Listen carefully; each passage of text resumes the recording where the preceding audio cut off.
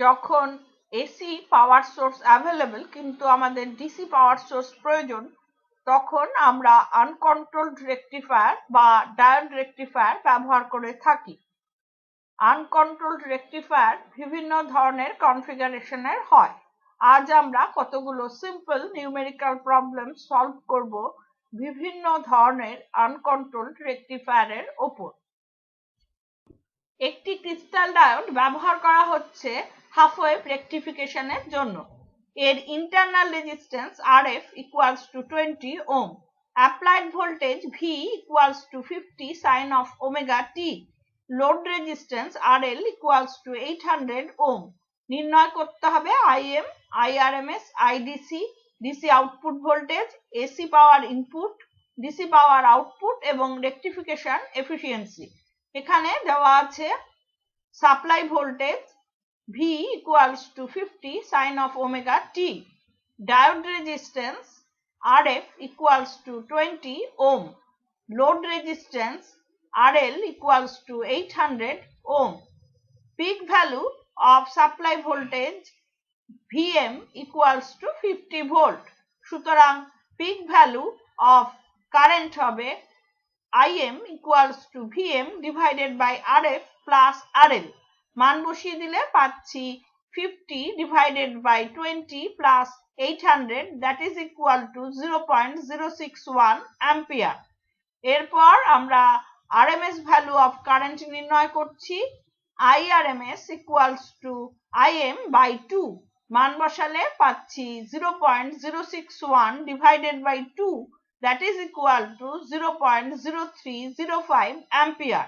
এরপর আমরা average value of current নির্ণয় করব। IDC equals to IM by pi, মান বসালে পাচ্ছি 0.061 divided by pi, that is equal to 0.01913 ampere। এবার আমরা average value of output voltage নির্ণয় করছি। VDC equals to IDC into RL, মান বসিয়ে দিলে পাচ্ছি 0.01913 into 800, that is equal to 15.304 volt। এরপর আমরা DC আউটপুট পাওয়ার নির্ণয় করছি। PDC equals to IDC square into RL, মান বসালে পাচ্ছি 0.01913 square into 800, that is equal to 0.2928 watt। এরপর আমরা AC পাওয়ার ইনপুট নির্ণয় করব। PAC equals to IRMS square into RF plus RL, মান বসালে পাচ্ছি 0.0305 square into 800 plus 20, that is equal to 0.7628 watt। এরপর আমরা রেকটিফিকেশন এফিসিয়েন্সি নির্ণয় করব।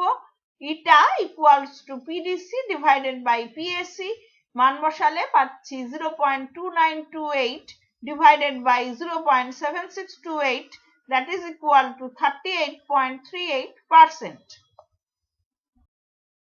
একটি সেন্টার ট্যাপ ট্রান্সফরমার যুক্ত ফুল ওয়েভ রেকটিফায়ারের ক্রিস্টাল ডায়োড দুটির ফরওয়ার্ড রেজিস্ট্যান্সের মান 25 ohm. RMS value of secondary voltage fed between center tap to each end of secondary দেওয়া রয়েছে 48 ভোল্ট। লোড রেজিস্ট্যান্সের মান 1 কিলো ওহম। নির্ণয় করতে হবে DC output voltage, AC power input এবং DC power output, rectification efficiency, peak inverse voltage এবং transformer utilisation factor. এখানে দেওয়া রয়েছে supply voltage VRMS equals to 48 volt, diode resistance RF equals to 25 ohm, load resistance RL equals to 1 kilo ohm। প্রথমে আমরা pick value of supply voltage নির্ণয় করছি। VM equals to √2 VRMS, মান বসালে পাচ্ছি 48 √2 volts। এরপর আমরা পিক ভ্যালু অফ কারেন্ট নির্ণয় করছি। IM equals to VM divided by RF plus RL, মান বসালে পাচ্ছি 48 √2 divided by 25 plus 1000, that is equal to 0.0662 ampere। এরপর আমরা নির্ণয় করব RMS value of current। IRMS equals to VRMS divided by RF plus RL. মান বসালে পাচ্ছি 48 divided by 25 plus 1000, that is equal to 0.0468 ampere.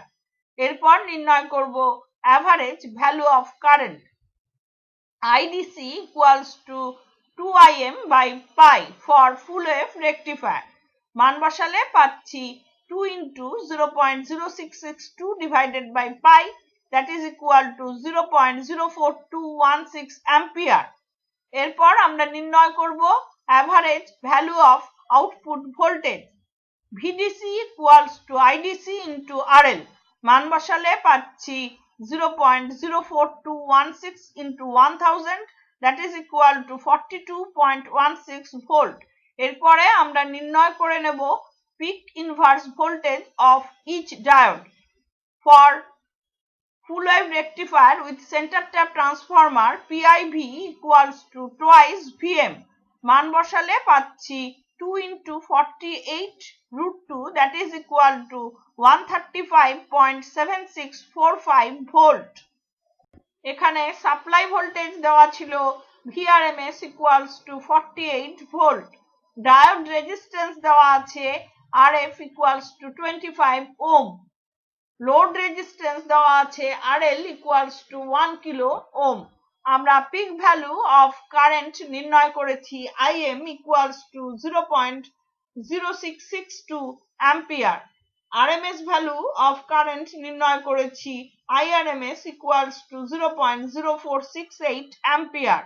Average value of current পেয়েছি IDC equals to 0.04216 ampere. এরপর আমরা AC পাওয়ার ইনপুট নির্ণয় করে নেব। PAC equals to IRMS square into RF plus RL.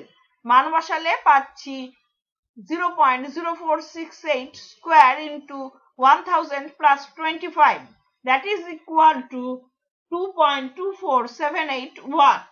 এরপর আমরা DC পাওয়ার আউটপুট নির্ণয় করব। PDC equals to IDC square into RL. মান বসালে পাচ্ছি 0.04216 square into 1000, that is equal to 1.7776 watt. এরপর নির্ণয় করব rectification efficiency. এটা equals to PDC divided by PAC.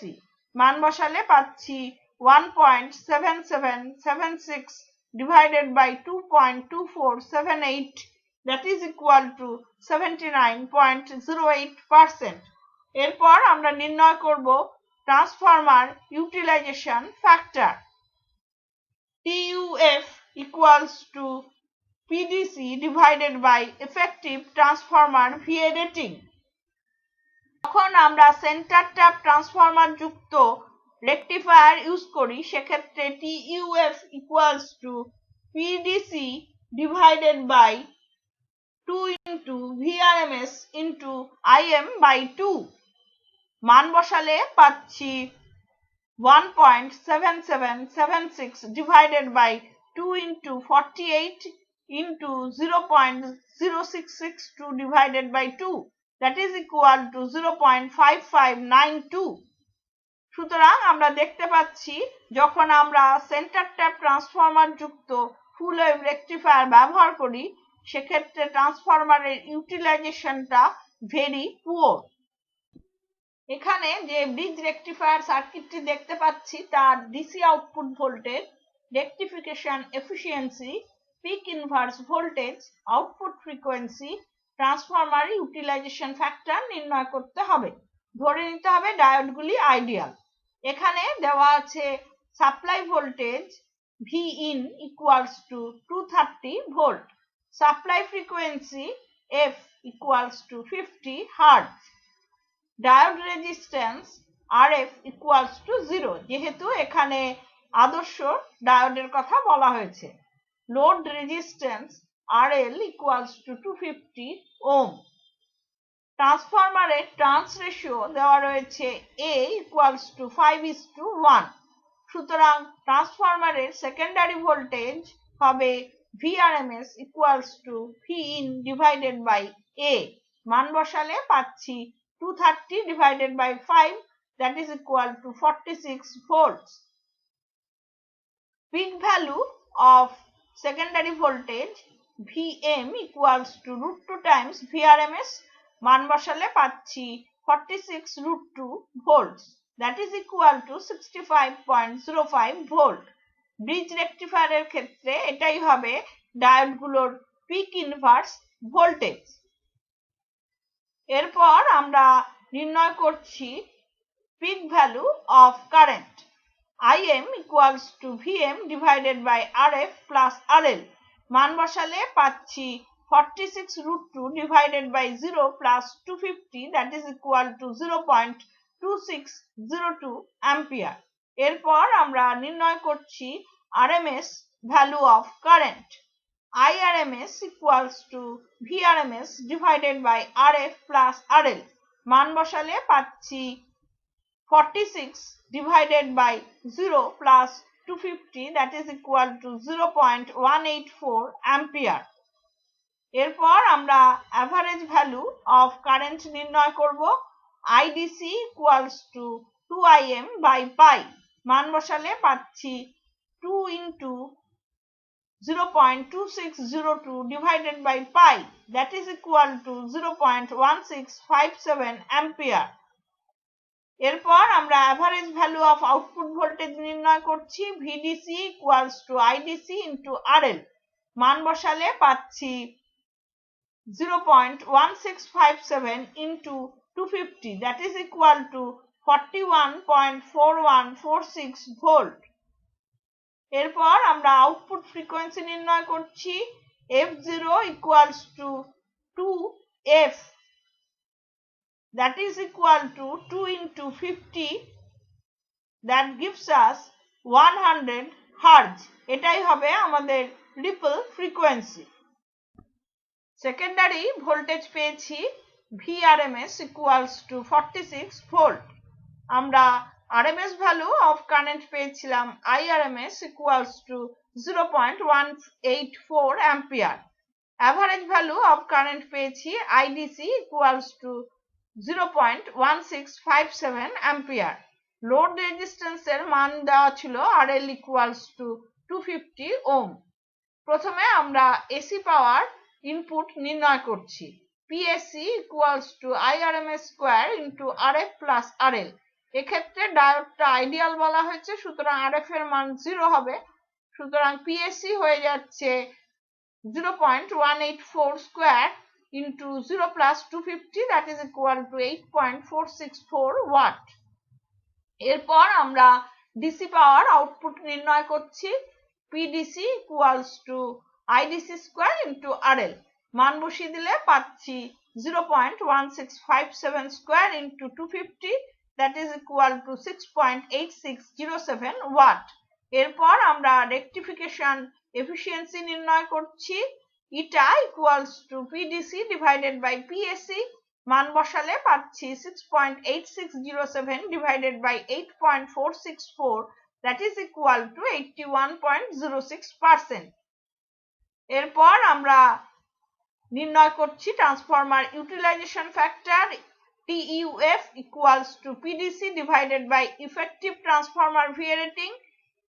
যেহেতু এখানে আমরা ব্রিজ রেকটিফায়ার ইউজ করছি, এক্ষেত্রে TEUF হবে PDC divided by VRMS into IRMS. মান বসালে পাচ্ছি 6.8607 divided by 46 into 0.184 that is equal to 0.8106. সুতরাং আমরা দেখতে পাচ্ছি ব্রিজ রেকটিফায়ারের ক্ষেত্রে ট্রান্সফরমার ইউটিলাইজেশন ফ্যাক্টর অনেক বেশি যদি আমরা কম্পেয়ার করি সেন্টার ট্র্যাপ ট্রান্সফরমার স্কিমের সাথে। এর আগের প্রবলেমটার ক্ষেত্রে আমরা এটা ভ্যালু পেয়েছিলাম 0.56 এর মতো, কিন্তু এক্ষেত্রে আমরা 0.81 পাচ্ছি। সুতরাং ট্রান্সফরমারটা এখানে প্রপারলি ইউটিলাইজড হচ্ছে।